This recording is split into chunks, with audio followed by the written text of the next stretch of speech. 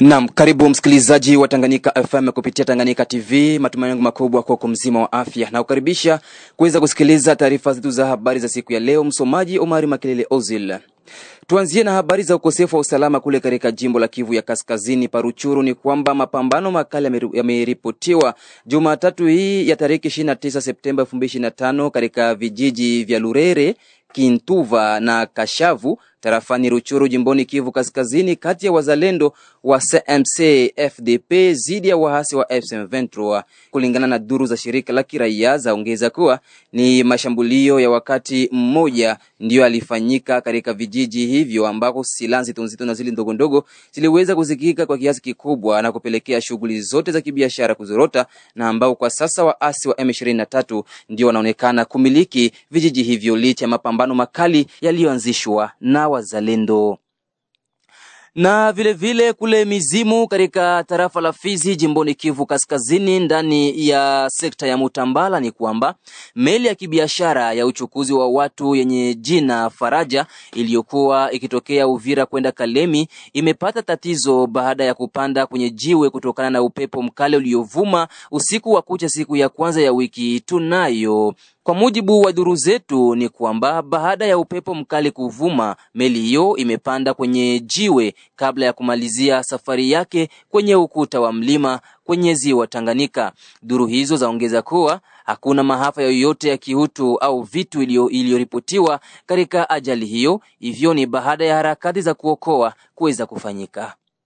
Na tujielekeze kule katika tarafa la Mwenga. Ni kwamba hali ya usalama inaonekana kuendelea kuimarika katika tarafa la Mwenga tofauti na siku za nyuma. Hivyo ni baada ya kuwasili kwa vikosi vya jeshi la Burundi. Kwa jambo hilo, mashirika ya kiraia yataja kupongeza hatua iliyochukuliwa na uongozi wa kijeshi kwa ajili ya swala hilo. Taarifa tunazo ni kwamba baada ya tarafa la Mwenga kukumbwa na vurugu kati ya wazalendo ya wao kwa wao, hatimaye shughuli mbalimbali za kibiashara zinaripotiwa kuendelea vema. Mashirika ya kiraia eneo hilo yanataja kuona umuhimu wa kuwasili kwa vikosi vya jeshi la Burundi ili kuimarisha usalama wa raia na mali yake. Hiyo ilikuwa hiyo tarehe 17 hadi tarehe 18 kulikuwa hiyo fujo kati ya vikundi vya wazalendo.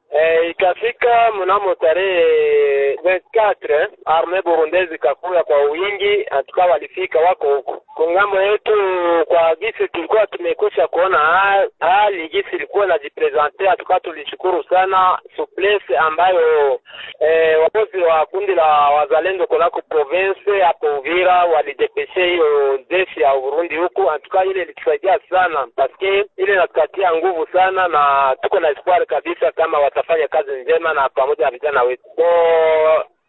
Kwa arrive kwanza ilishangiliwa kwanza na wakaaji, kwani waliwapokea kwa shangwe na vigelegele, na yenyewe tunajua kama wako deja deployé kuma ligne de fond, wanakuwa Ngando, wanakuwa Kirungutwe, wanakuwa Maburinyi. Donc ile tunaona kama kule kuna mpango ambayo itakuwa inébranlable, haita sukumiwa haraka na maudhui. Donc tuko na tumaini kabisa. Huku hakuna wasiwasi hakuna, paske tunajua kama hapo hivi wanakontrole Walungu yote, hawataingia Kabunda, hawataingia Mwenga, hawataingia Uvira, hawataingia Fizi. Na kama tunagavulana ile kwa ile kama vile territoire za Kivu. Kwa activite commerciale zinafanyika, ila tu kuna kwa sida kwa ajili ya motari, kwani kama kuko mvumaya wa soda wamotari wanakuwa kupata sida, moto asitembee kwa uhuru, angawa wanakuwa na vitisho mbalimbali na askari. Ile tunzo sida yenyewe inakuwa jambo ya motari tu. Tunasikia kwamba kunakuwa trakaseri ziko nyingi huko kutokana na makundi mbalimbali za wazalendo. Hizo habari ziko je?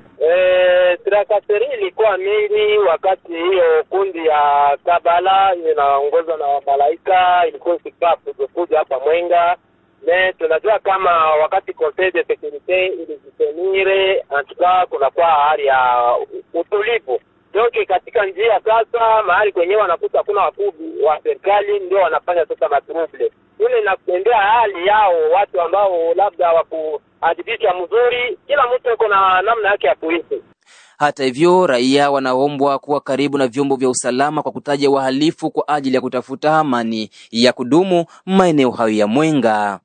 Message yenyewe tunakuwa nayo tu ni kusii wakuu viongozi hawangekuwa na ile tabia ya kuwa na gawanya hiyo vikundi ya wazalendo, kwani hivi vikundi walijitolea kwa ajili ya kupiganisha, wasingekuwa heri wao wanapigana kati yao. Hiyo ni ujumbe ambao tunatoa, na wakati wazidi kusikamana wazalendo na kusaidia ile ujeshi ya Burundi ambayo inakuja, kwani hatuna msaada mwingine. Hiyo ndio itatusaidia. Na kule Kinshasa, makao makuu ya nchi ya Jamhuri ya Kidemokrasia ya Kongo, ni kwamba katika mwendelezo wa ziara yake ya kikazi ya kutembelea mikoa tofauti ya nchi ya DRC, waziri mkuu wa DRC Bijidite Suminwa Tuluka ametembelea katika bandari ya Banana iliyoko Moanda, mkoa wa Kongo Central, kwa ajili ya kujionea mwenyewe kazi za ujenzi wa bandari hiyo. Mengi zaidi naye mwenzetu Safari Limasidilwe ambaye ametuandalia ripoti ifuatayo. Naam. Waziri Mkuu Judith Suminwa alichagua mji wa pwani wa Moanda ili kuzindua hatua ya pili ya kutembelea mikoa tofauti. Ziara yake katika bandari ya Banana iliongozwa na kampuni ya Emirates DP World, ikionyesha muungano kati ya haja ya kiuchumi na mshikamano wa kitaifa. Mbele ya maelfu ya wananchi, waziri mkuu alisisitiza juu ya ajira za mali na mafaa ya kimkakati ya bandari ili kufungua uchumi wa Kongo. Ni zaidi ya mradi wa kawaida wa miundombinu, bandari ya Banana inaonekana kama njia ya mabadiliko kwa DRC, ahadi ya ukuaji na ujumuishaji wa kikanda, lakini pia ishara ya umoja na uvumilivu wa raia dhidi ya changamoto za maendeleo. Ni katika mfumo wa mpango wake wa kuzunguka eneo tofauti nchini kwa maendeleo ya Kongo ya kina, ndipo waziri mkuu Judith Suminwa Tuluka aliwasili Moanda. Mkuu huyo wa serikali alifanya ziara katika bandari ya Banana, mradi uliotengenezwa kama sehemu ya mipango ya maendeleo ya kiuchumi na kuzidisha mshikamano wa kitaifa. Ukaguzi wa mradi huu wa kimkakati ulikuwa na sababu yake yote ya kuwa, kwa sababu uliruhusu kichwa cha serikali kurasmi maendeleo ya kazi katika ujenzi wake unaoendelea. Kwa kuruhusu ufikiaji wa moja kwa moja kwa meli kubwa zenye uzito mkubwa zinazolazimika kupakua katika bandari za kigeni, bandari yenye kina kirefu ya Banana inakusudia kufungua uchumi wa Kongo na kupunguza gharama za uagizaji na uuzaji nje. Miundombinu hii ya kimkakati itapelekea nchi ya DRC kuwa nchi inaongoza kwa bandari nzuri Afrika ya Kati, ikiwa mlango wa ushindani kwenye sekta ya bahari kwa madini na rasilimali zingine za kiraifa, yote kwa kufanya biashara katika ukanda. Na tukiachana na habari hizo, habari nyingine ni kwamba askari wengi wa FARDC wametawanywa tangu Jumatatu Septemba 29 kwenye barabara kuu za mji wa Kinshasa ili kusaidia polisi wa usalama barabarani MAPSR. Hatua hii inakusudia kukabiliana na foleni kubwa ambazo zinazorotesha usafiri katika mji mkuu kila siku, hasa wakati wa masaa ya wafanyakazi kurudi manyumbani. Na katika mji wa Baraka ni kwamba chama cha Alternative Citoyenne tawi ya Baraka Fizi kimeendesha Jumanne hii ya tariki 30 Septemba 2025 sherehe za kushukuru uteuzi wa mkurugenzi wake Mheshimiwa Floribert Anzuruni kama waziri wa kitaifa husika na ushirikiano wa kikanda. Mengi zaidi naye Izake Mulucha Ashibe. Nderemo na mapambio ya kitawala katikati ya waalikwa. Bwana Msoshi Mbungelwa, katibu wa chama cha Alternative Citoyenne tarafani Fizi, ameonyesha sababu ya sherehe hiyo. Tunawaalika hapa kwa kufanya sherehe ya furaha kwa pamoja kwa sababu ya mtoto wetu Floribert Anzuruni Ishilokechi. Aliteuliwa na Son Excellence Monsieur le Président de la République Félix Antoine Tshisekedi Tshilombo kuwa ministre de l'intégration régionale. Wakizungumza kila mtu kwa zamu yake, tabaka tofauti za waalikwa zilitoa yale walioadhimia kuyasema. Felicien ni mwami wa Basimukuma Seed ametaka tarafa la Fizi kujivunia uteuzi huo. Na mwese Evalo ele yetu ono to mucho sherekea hano lunusuku ale wenu mwana ale wetu mwana ale mwana waba bondo boss ni yali atotenda mbembe nibo na buta wane mwana waba lumia na boss waba acha na boss ka akangecha ka amuyamba yakimana bobembe topashiba fiere tule representer olia uikulu na wetu mwana Floribert Anzuruni Ishilokechi. Aidha, Maitre de Gaulle Malembe, mwenyekiti wa baraza la vijana la mji wa Baraka, akiwakilisha pia baraza la vijana la tarafa ya Fizi, amesema kuwa vijana wa Baraka Fizi wameshukuru kwa uteuzi wa Floribert Anzuruni Ishilokechi kama waziri wa ushirikiano wa kikanda. Ujina ya jeunesse ya Baraka na jeunesse yote ya Fizi na vila Baraka, tunashukuru sana na tuko na furaha mingi kuona eneo wetu ndugu Mheshimiwa Floribert Anzuluni kuteuliwa mukalite ya ministre national mwenye ko charge na integration regional. Ile ilikuwa ni furaha kwa jeunesse yote. Upande mwingine, Engineer Msoshi Mbungelwa ametoa historia fupi ya uundwaji wa chama hicho cha Alternative Citoyenne. Hii parti Alternative Citoyenne AC Congo RDC iliundwa mu misingi ya initiative ya wakte ya societe civile pamoja na mouvement citoyen. Son Excellence Floribert Anzuluni aliitisha ma societe civile yote, akaitisha na mouvement citoyen yote na ba personnalité politique na ma confession religieuse. Alors bakaulizana sisi kama vile force vive tufanye nini pour tulokoe nchi yenye isha kuwa mshimu. Ikaonekana il faut tu créer parti politique, il faut que kila sauti ya kila mwanamemba isikike. Bakakubaliana tusitume watu baende ingia mu maparti, il faut sie peke tu créer parti politique. Na ile parti politique ilikuwa inaitwa Alternative Citoyenne. Uongozi wa chama hicho umeomba wananchi kujiunga nao kwa wingi. Ese tumeshukuru sana kwa ujio wenu.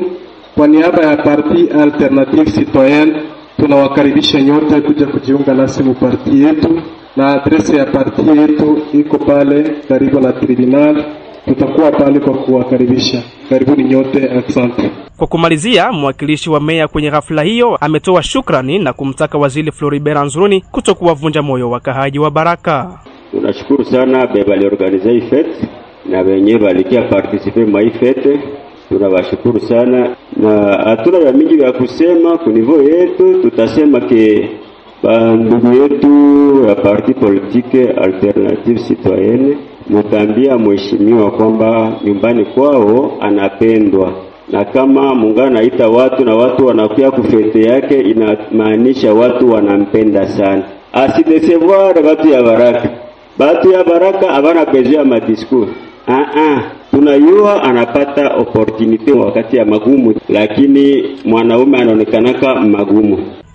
Tumalizie taarifa zetu za habari na kule katika nchi ya Burundi ni kwamba Rais wa Burundi Evariste Ndayishimiye amezindua mbio za mwenge wa amani kwa mara ya 19 akihimiza amani na dira ya nchi inayoendelea kiuchumi mwaka 2060. Sikiliza Rais wa Burundi Evariste Ndayishimiye akizungumza yafuatayo mbele ya umati wa watu. Hari habo iyo turiko dushika mwiki gihe tunezererwa ya mahoro twarose bacha basubira kwibuka ivyo baciyemo, inguma bagwaye, imvune bagize. Muda huu tuliofikia wanafurahishwa na amani tulionayo, wakikumbuka matatizo waliopitia hapo zamani, makovu walioyapata na uchovu pia, lakini tunapaswa kutambua kuwa kila kitu kina mwisho wake. Mungu aliona machozi ya Warundi wakiwa katika huzuni na kukata tamaa, akaona ni wakati wa kuwaokoa.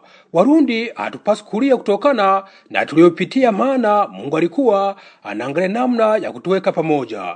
Wahutu, Watusi na Watwa wote walipitia shida, na hakuna familia ndani ya Burundi ambayo inaweza kusema kwamba haikupoteza kitu.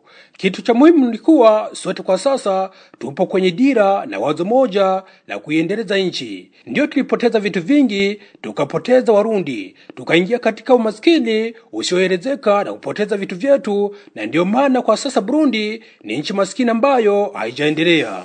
Lakini tulipata mtaji ambao ni amani. Kwa vile tuna amani, kila kitu kinawezekana. Burundi haikupaswa kuwa nchi maskini kwa kuwa ina kila kitu, na ndio maana baada ya kupata amani tuliitumia kwa kuangalia ni wapi tunapokwenda, hasa kwenye dira yetu, ili watoto wasikue kama ilivyokuwa kwetu sisi. Tuyakamisha turaba iyo tuja, turaba imbono kazoza igihugu cacu, imbono kazoza tubona ko abana bacu bazokuriramwo badakuriye mu byo twebwe twahitiyemo. Msikilizaji wa Tanganyika FM kupitia Tanganyika TV, ni hapo ndipo natamatisha taarifa zetu za habari za siku ya leo. Msomaji ni Omari Makelele Ozile. Asante na kwaheri.